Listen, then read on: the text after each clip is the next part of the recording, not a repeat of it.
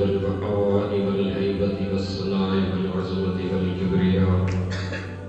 والصلاة والسلام على سيد الرسل وخاتم الأنبياء، شمس الضحى بدر الدجى صدر العلا نور الهدى، سيدنا محمد المصطفى المجتبى وعلى آله وأصحابه النجوم الهدى. أما بعد، فأعوذ بالله السميع العليم من الشيطان الرجيم. بسم الله الرحمن الرحيم. إنا أنزلناه في ليلة مباركة إنا كنا منزلين فيها يفرق كل أمر حكيم. صدق الله وصدق رسوله النبي الكريم الأمين الرؤوف الرحيم.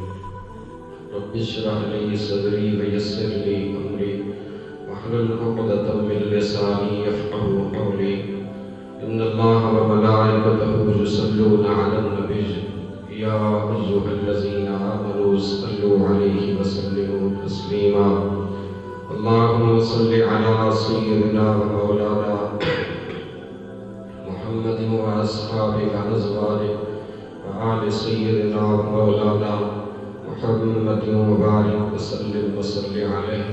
الصلاة والسلام عليك يا رسول الله وعلى آلك وأصحابك يا حبيب الله. الصلاة والسلام عليك يا رحمة للعالمين وعلى آلك وأصحابك يا شفيع المذنبين.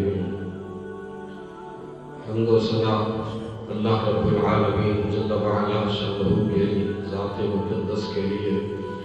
درود و سلام کا ہدیہ سید الانبیاء شفیع المذنبین شافع محشر صلی اللہ علیہ وسلم کی حسین ذات مقدس کے لیے۔ کلام مقدس سورہ دخان 25واں پارہ، اس میں سے برکت کے طور پر 2 آیتیں تلاوت کی ہیں۔ شعبان المعظم اللہ رب العزت کے حضور انتہائی مبارک مہینہ ہے، بالخصوص اس ماہ مقدس کی ایک ایسی رات اللہ نے اس امت کے لیے فضیلت عطا فرمائی۔ اگر کوئی خوش نصیب اس رات میں اپنے مالک کے حضور خلوص دل سے طائب ہو کر اللہ رب ذوالجلال سے معافی مانگ لے، اس کی بخشش کر دی جاتی ہے، اس کے سابقہ گناہوں پر معافی کا قلم پھیرا جاتا ہے۔ اللہ رب ذوالجلال کی طرف سے انعام و اکرام سے یوں نوازا جاتا ہے کہ نبی کائنات فخر موجودات صلی اللہ علیہ وسلم نے فرمایا، وہ ایسی مقدس رات جس میں اللہ کریم عرب کے مشہور قبیلہ بنو کلب کی بھیڑ بکریوں کے بالوں سے زیادہ، یعنی عرب کے اندر جو عربی بھیڑ بکریاں ہیں جنگلی پہاڑی، تو ان پر کثرت سے وال ہوتے تھے۔ ایک مثال، ایک تشبیہ دی نبی علیہ السلام نے، فرمایا جس طرح وہ بال کسی بکری کے وجود کے شمار اور گنتی میں نہیں آ سکتے، اللہ رب ذوالجلال نے میری امت کو ماہ شعبان المعظم میں شب برات کی صورت میں ایک رات ایسی عطا کی کہ میری امت کے اتنے گناہگار اس رات بخشے جاتے ہیں کہ مثال میں تشبیہاً سمجھایا جیسے بنو کلب کی بھیڑ بکریوں کے بالوں سے زیادہ لوگ بخشے گئے۔ پھر فرمایا فیہا یفرق کل امر حکیم، وہ رات ایسی ہے جس میں یفرق تقسیم کی جاتی ہے کل امر حکیم، ہر حکمت والے کام کو۔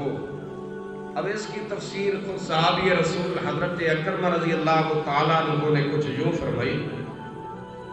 آپ فرماتے ہیں نبی علیہ السلام نے فرمایا ایک سالانہ بجٹ تیار ہوتا، اس رات کے اندر اللہ کے فیصلے ہوتے ہیں رب العالمین کی بارگاہ سے، کس بندے نے، کتنے لوگوں نے اس سال اس دھرتی پر آنا ہے، کتنے لوگوں نے اس بندوں نے اس دھرتی سے جانا ہے۔ بہت سارے بندے، نبی علیہ السلام نے فرمایا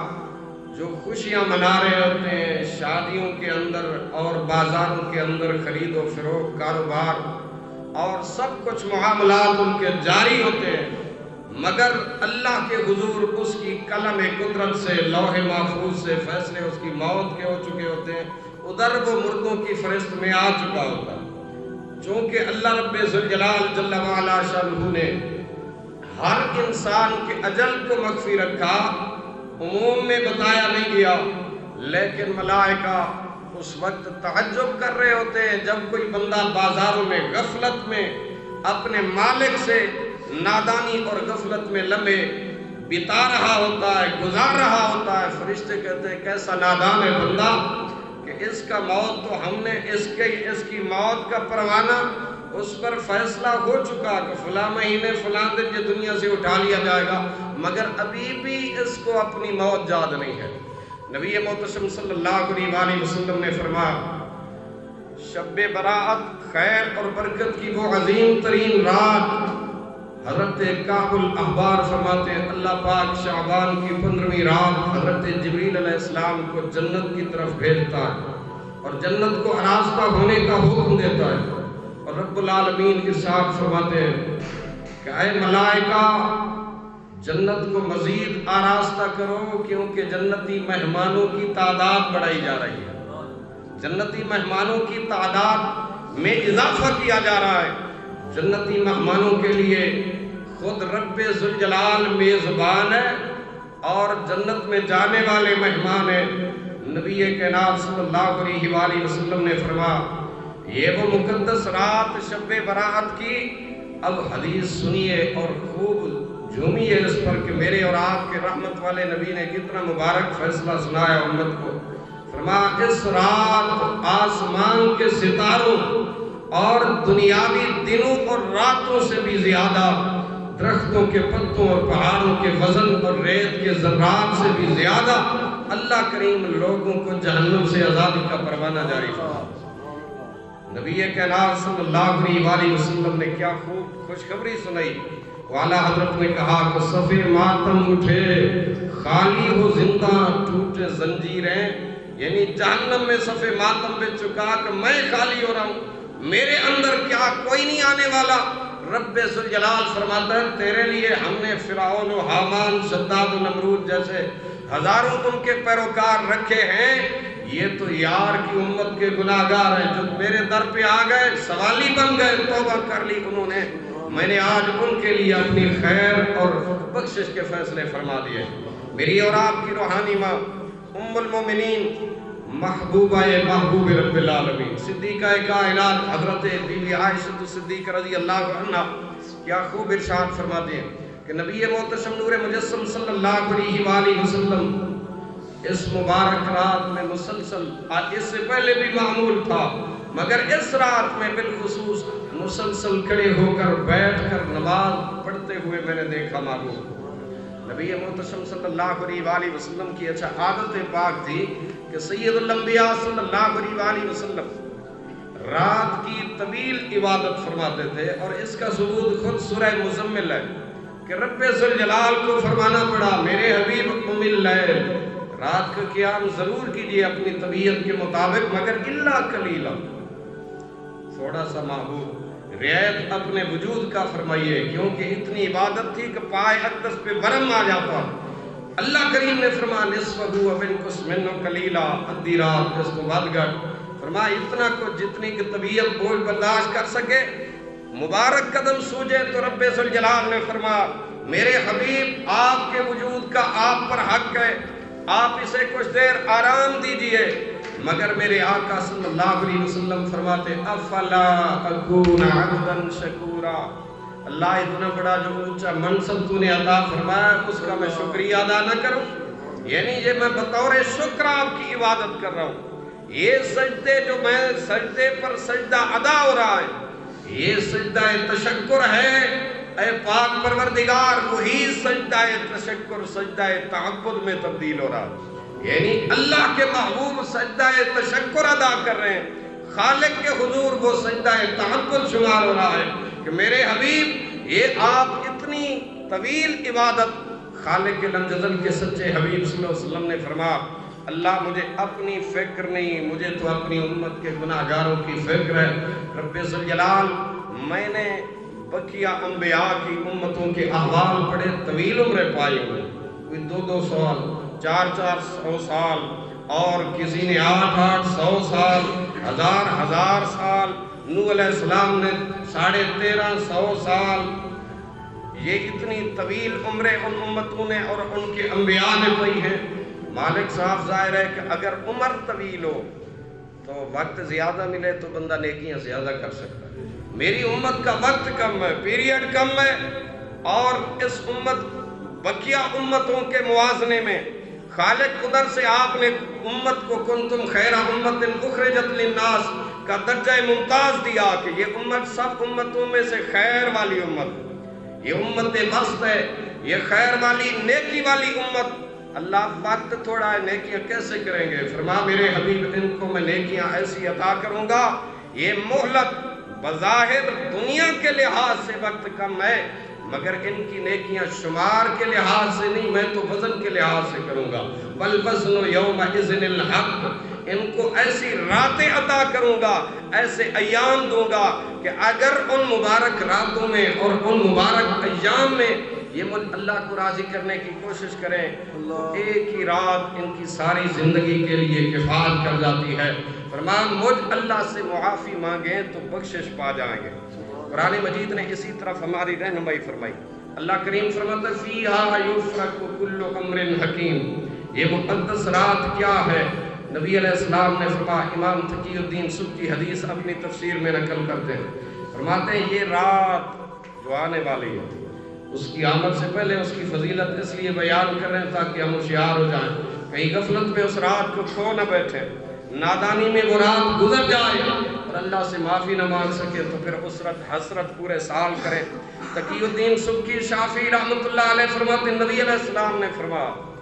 ایسی رات میری امت کو دی گئی جو رات سال بھر کے گناہوں کا کفارہ بن سکتی ہے اگر کوئی اللہ کے حضور سچے دل سے توبہ طائب ہو جائے۔ فرمایا جس طرح شب جمعہ پورے ہفتے کے گناہوں کا کفارہ، یعنی جمعے کی رات اور جمعے کا دن اتنی فضیلت رکھتا ہے جو اس دن میں اللہ سے معافی مانگے ہفتہ بھر کے گناہ اللہ کریم اپنے کرم سے نظر انداز فرما کر معافی دے دیتا ہے۔ اسی طرح اللہ کریم نے لیلۃ القدر عطا فرمائی جو عمر بھر کے گناہوں کا کفارہ ہے، مگر لیلۃ البراءت عطا کی جو سال بھر کے گناہوں کا کفارہ ہے۔ حضرت سیدنا امام غزالی رحمۃ اللہ علیہ مکاشفۃ القلوب کے اندر نقل فرماتے ہیں نبی محتشم نور مجسم صلی اللہ علیہ وآلہ وسلم نے ارشاد فرمایا مجھے اللہ نے لیلۃ البراءت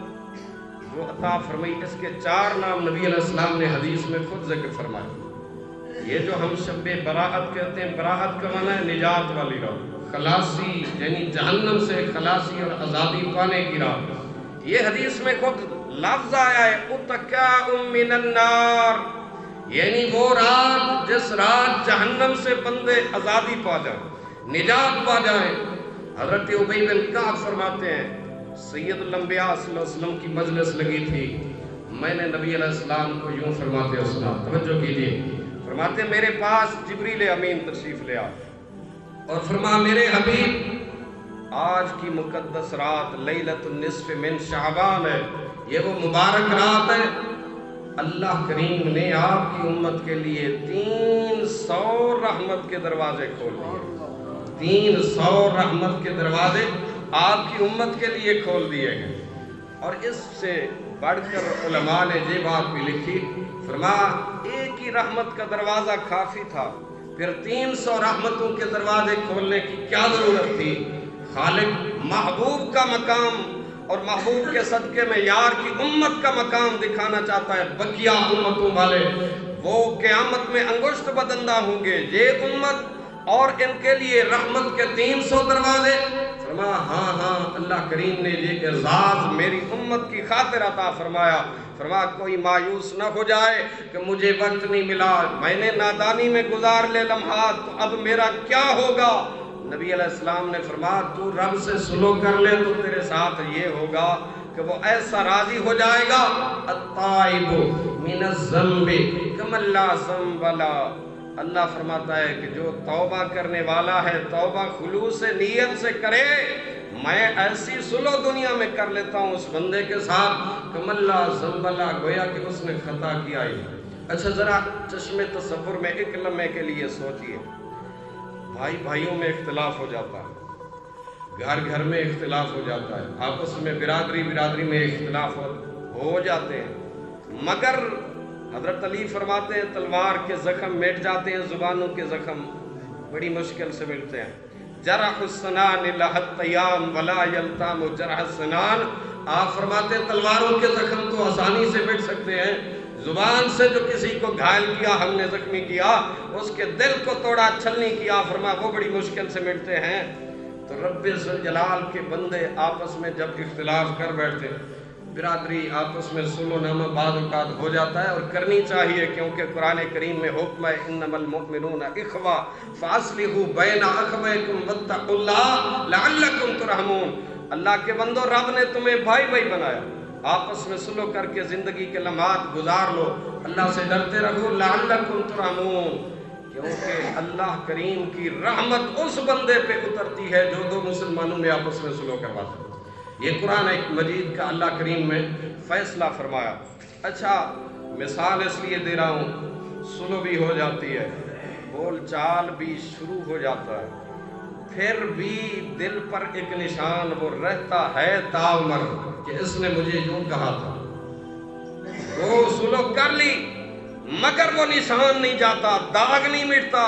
وہ کہتا ہے یار اس نے میرے ساتھ یوں کیا تھا، یہ تانا مارا۔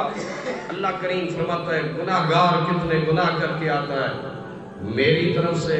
ربوبیت کا اعلان ہوتا ہے التائب من الذنب کمن لا ذنب لہ، کوئی اور نہیں، حدیث قدسی کے الفاظ ہیں، سید الانبیاء صلی اللہ علیہ وسلم خود راوی ہے، فرمایا میں خود اعلان کر رہا ہوں، یہ جس نے توبہ کر لی ہے کمن لا ذنب لہ، گویا کہ اس نے گناہ کیا ہی نہیں، لا ذنب لہ، گویا کہ اس نے خطا کیا ہی نہیں۔ اچھا نبی علیہ السلام نے فرمایا ہر گناہگار کے گناہوں کو اللہ کی طرف سے مقرر کردہ یہ فرشتہ لکھ رہا ہے، گناہ لکھنے والا ادھر بیٹھا ہے، نیکیاں ہو رہی ہیں ادھر تشریف فرما ہے۔ یہ دو فرشتے ہیں، قرآن مجید میں اللہ کریم نے ان کا تعارف کروایا، کرامن کاتبین یعلمون ما تفعلون۔ اللہ کریم فرماتا ہے یہ جو معزز فرشتے بیٹھے ہیں، کرامن، یہ بڑے صاحب عزت ہیں، کاتبین، کاتب منشی نوادن، یہ اللہ دی طرف منشی ہیں، دو، ایک نیکی لکھنے والا اور ایک برائیاں لکھنے والا۔ کرم نوازی اس امت پہ اتنی ہے، نبی علیہ السلام نے فرمایا، رب قرآن میں فرمایا یعلمون ما تفعلون، وہ جانتے ہیں جو کچھ تم کر رہے ہو، یعلمون وہ جانتے ہیں جو کچھ تم کر رہے ہو۔ پاک محبوب صلی اللہ علیہ وسلم فرماتے ہیں جب توبہ کرنے والا اللہ کے حضور خلوص نیت سے اور سچے دل سے، شرط یہ ہے رب کو دھوکہ کوئی نہیں دے سکتا، دھوکے کے لیے توبہ نہ ہو، ایک کو 15 دینار کی تھی تو 16 نو پھر جوڑ گیا، ایسا نہیں، پکے دل سے خلوص نیت سے، اللہ ہوں تو تیرا بندہ، پچھلوں پر معافی مانگ رہا ہوں، اگلوں سے بچنے کی معافی مانگتا ہوں، مجھے گناہ کے رستے سے آگے بچا، جو کچھ پیچھے مجھ سے سرزد ہوا اسے معاف فرما۔ نبی علیہ السلام نے فرمایا اللہ ان کے رجسٹر سے وہ گناہ اپنے امر کن سے مٹوا دیتا ہے، حتیٰ کہ ان کو بھی خبر نہیں ہوتی۔ یمحو اللہ ما یشاء ویثبت ما یشاء، یہ قرآن مجید کا فیصلہ ہے۔ اللہ کریم جس شے کو چاہے مٹوا دے، یمحو اللہ محا یمحو، اس کا معنی یہ ہے مٹانا۔ اچھا رب مٹا سکتا ہے کہ نہیں؟ یمحو اللہ ما یشاء ویثبت ما یشاء، جس کے چاہے برقرار رکھے، جس کے چاہے مٹا دے۔ کیوں؟ آگے فرمایا عندہ ام الکتاب، اصل کتاب اسی کے پاس ہے، اعتراف نہ لے کر یہ جو کچھ تحریر ہے، فرمایا یہ ٹھیک ہے کرامن کاتبین لکھ رہے ہیں، مگر عندہ ام الکتاب، میرے علم والی کتاب میں جو کچھ درد ہے وہ تو میرے پاس، میں ان کو وہ ان کے دفتر سے گناہ اس کا وجود ہی ختم کرا دیتا ہوں۔ حتیٰ کہ اتنی رحمت سید الانبیاء صلی اللہ علیہ وسلم نے شب برات کی آمد سے قبل امت کو سنائی، نوید فرمایا اللہ کریم زمین کے اس خطے کو وہ گناہ مٹوا دیتا، زمین کا خطہ قیامت میں ویسے گواہی دے گا کہ یا اللہ مجھ پر تیری نافرمانی ہوئی تھی، تیرے بندے نے فلاں گناہ کیا تھا، مگر جب گناہگار سچے دل سے توبہ کرے، نبی علیہ السلام نے فرمایا زمین سے وہ نشان مٹا دیا جاتا ہے، زمین سے اس نشان کو اللہ کریم مٹوا دیتا ہے، سمندروں دریاؤں، حتیٰ کہ جہاں جہاں بندے نے نافرمانی گناہ کیا ہوتا ہے، جب معافی مانگ لے خالق فرماتا ہے میرا صلح نامہ اتنا اٹل اور صاف ہے، روز روشن کی طرح چمکتا ہوا، فرمایا میں ان تمام جگہوں پر جہاں نشان گناہ بن سکتے ہیں ہر شے مٹا کر اپنے بندے کو ایسا صاف اور ستھرا کر دیتا ہوں۔ حضرت فضیل ابن عیاض فرماتے ہیں رحمت اللہ تعالیٰ علیہ، بہت بڑے اولیاء کاملین کے سرخیل ہو کے گزرے، مگر اس سے قبل زندگی ڈکیتی رہزنی کے اندر گناہوں کے اندر گزری تھی۔ خلاق لم یزل نے جب دل کی دنیا کو آباد کیا، دل کی دنیا کو تبدیل فرمایا، پچھلوں پر معافی اللہ سے مانگ لی اور آگے رب سے صلح کر لی، حضرت فضیل بن عیاض پھر رویا کرتے تھے، فرمایا اللہ رب ذوالجلال نے مجھ پر تو اتنا کرم کیا، فرمایا میرے پچھلوں پر ایسے پردے رکھ دیے ہیں، معافی کا اعلان کر دیا ہے، اپنے اولیاء میں سے معززین ولیوں میں مجھے شامل کر دیا۔ اسی لیے ولایت کا مقام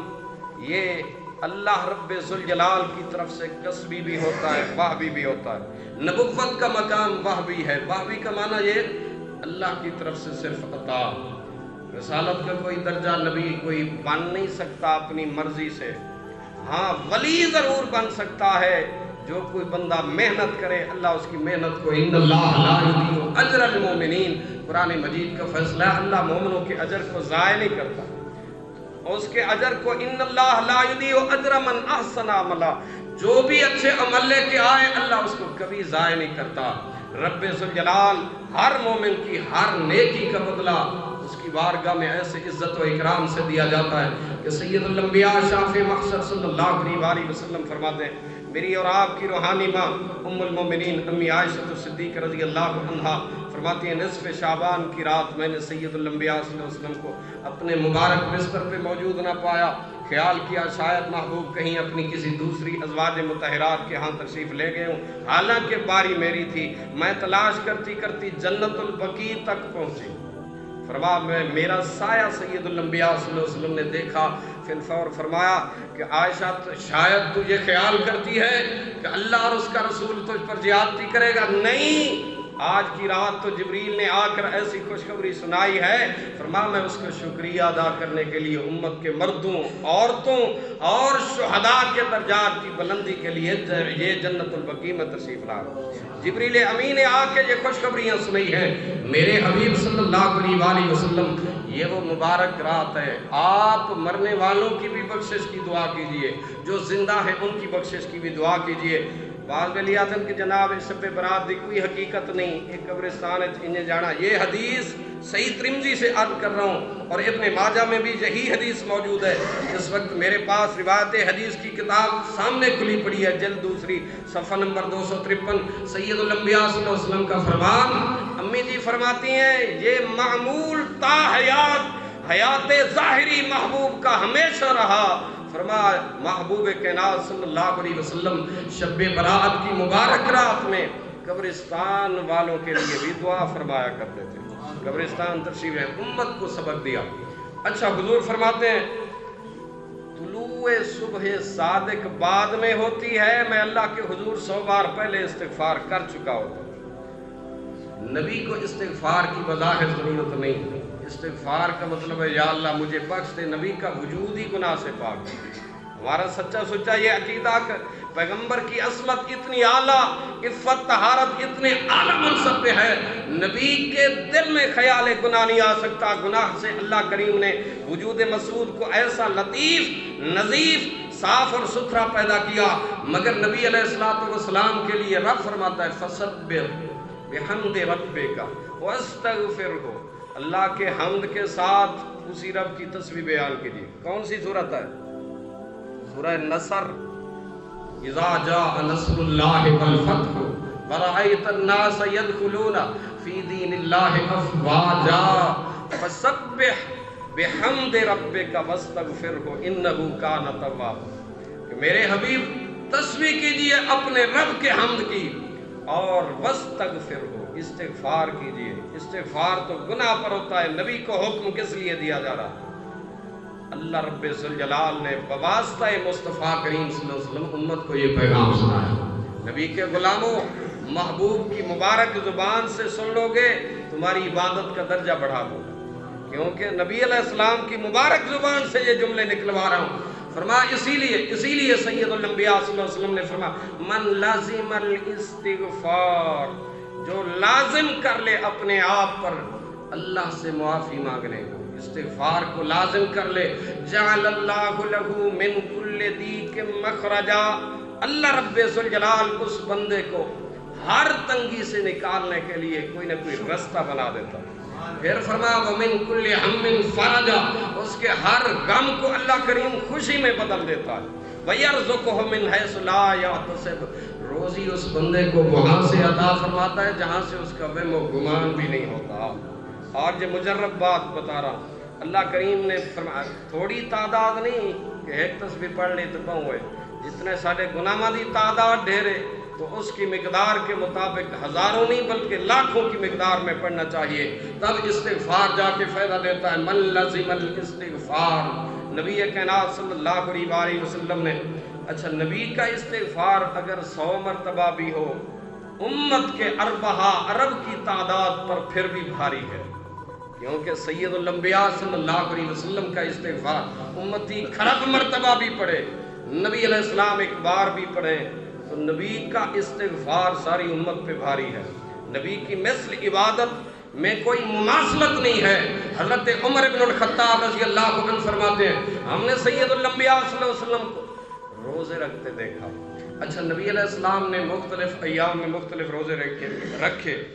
جیسا کہ حکم ہے امی عائشہ صدیقہ رابعہ ہیں اس حدیث کی، فرماتی ہیں میں نے نبی علیہ السلام کو شعبان کے پورے روزے ویسے ہی رکھتے دیکھا جیسے رمضان کے روزے رکھتے دیکھا، اس کے علاوہ کسی مہینہ پورے کا میں نے روزہ رکھتا نہیں دیکھا سوائے رمضان کے، مگر شعبان کے بھی ویسے پورے روزے رکھے سید الانبیاء صلی اللہ علیہ وسلم نے جیسے ماہ رمضان کے رکھے۔ فرمایا میں نے سوال کیا آقا اس کثرت کی وجہ کیا ہے؟ فرمایا اس لیے کہ اس مہینے میں نامہ اعمال اس کی بارگاہ میں پیش ہوتے ہیں، میں یہ چاہتا ہوں کہ جب ہمارا پیش ہونا اس وقت ہم روزے داروں کی صف میں کھڑے۔ حضرت عمر رضی اللہ تعالیٰ عنہ نے نبی علیہ السلام کو روزہ رکھتے دیکھا۔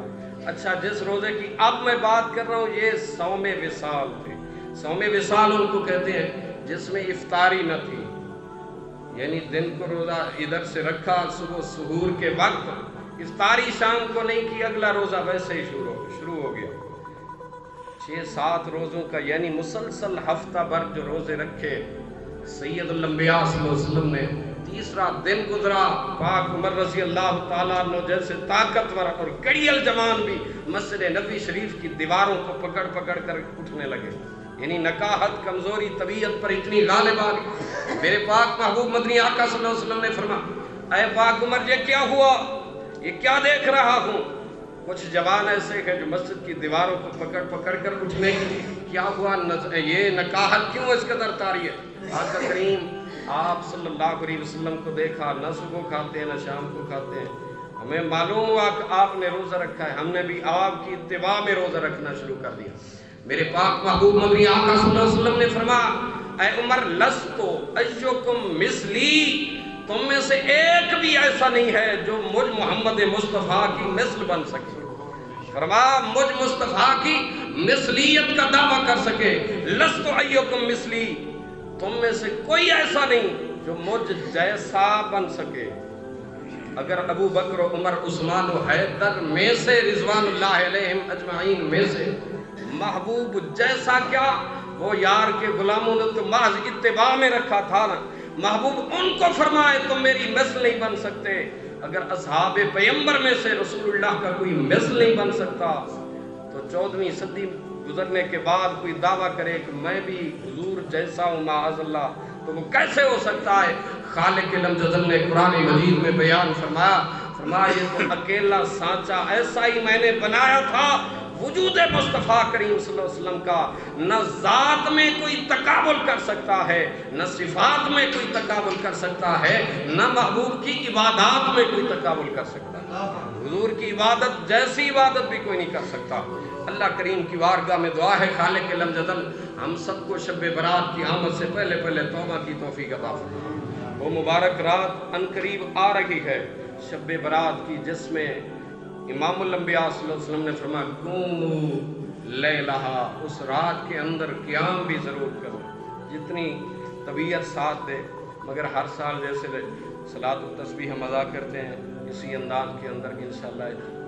زندگی رہی تو بشرط زندگی انشاءاللہ اس بار بھی ادا کریں گے۔ تمام دوست احباب ضرور تشریف لائیں گے، اور اسی طرح اس رات کے اندر تلاوت قرآن بھی کیجیے، کم از کم سورہ یاسین کی 3 مرتبہ اس مبارک رات میں تلاوت کریں، سورہ دخان کی 3 مرتبہ اس رات کے اندر تلاوت کریں۔ نبی علیہ السلام نے فرمایا جو بندہ سورہ دخان کی ایک بار تلاوت کرتا ہے 70,000 فرشتے ہفتہ پر اس کی بخشش کی دعا کرتے ہیں۔ اور یہ شب براءت کا حکم جو اللہ کریم نے اس کی شان بیان کی ہے وہ بھی سورہ دخان میں بیان کی ہے، فیہا یفرق کل امر حکیم۔ اللہ کریم ہم سب کو اعمال خیر کی توفیق عطا فرمائے۔ وما علیہ الا البلاغ۔